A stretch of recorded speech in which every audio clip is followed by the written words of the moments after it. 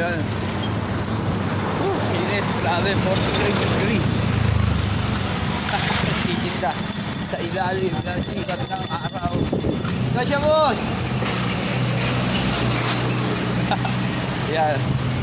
Dito ako pakakit sa Diparo. Altex. Bakit ang taas. Nakakabenta mo lang ako ng dalawa. Tangali na ako lumabas. Ang init.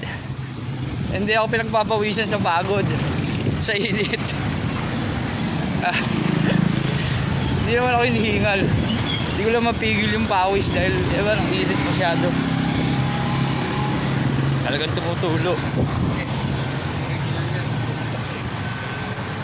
Habang nagtitinda. Yan, nakakakit na ako sa pataas. Taas yan. Sa Diparo, itong Altex. Silong tayo. Yan. Yan o, pawis na pawis ako. Kanina hintan ako ng motor, binigyan ko 10 piso. Nakawa ata sa akin. Pambili ko raw ng tubig. Sabi ko, sige, tanggapin ko po para magpalain kayo. Magpalain naman siya ng Panginoon kasi kumamalasakit naman siya. Free ng Diyos. Kasi nagtitinda ako, natural na naglalakad ako. Ang init kasi, nakita niya ako naglalakad. Tapos may bitbit pa akong bag na malaki. Kaya naawa. Sabi niya, dapat daw sumakay ako. Sabi ko, nagtitinda po kasi ako eh. Hindi maubos na pag sumakay ako eh. Kaya, talaga ganun pa mo, pagpalain naman siya ng Panginoon, nagmamalasakit siya, free ng Diyos. Yan. So ako, pababa naman ako ngayon, papuntang Caltex. Kaya,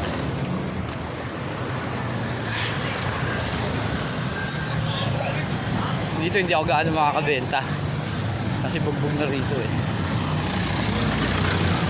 Hindi tayo tubig. Boss, pwede makinom, boss? Boss, pwede tubig, boss? Ay, tubig.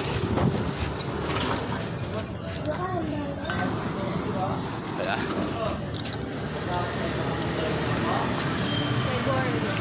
Okay kayo yan, burger na malaki.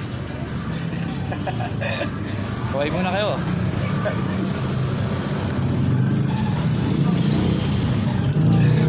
Pa-video kayo. Ako po makikita po yan sa YouTube. Ayan, kaway ka dili. Kaway.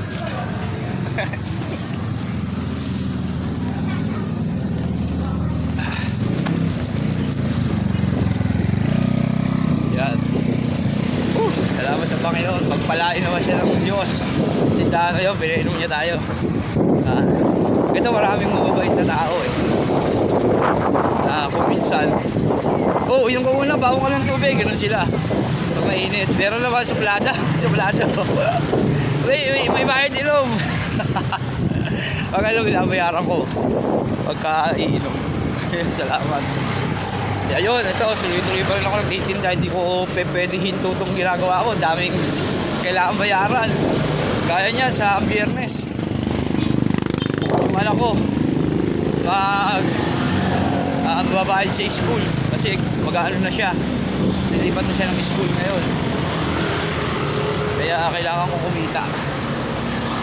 Pambayad ng mga utang tsaka pangangailangan lang ang panganay ko sa kanyang pag-aaral. Kaya yun, naglalakad ako sa gitna ng init. 43 degree.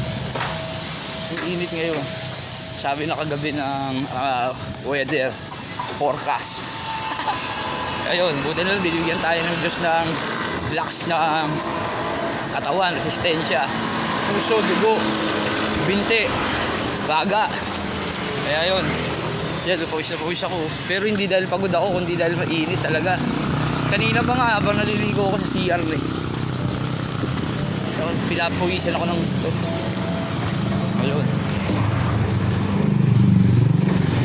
Yan, hindi ko na muna matatagal itong video ko na to. Kita-kita tayo ulit sa susunod.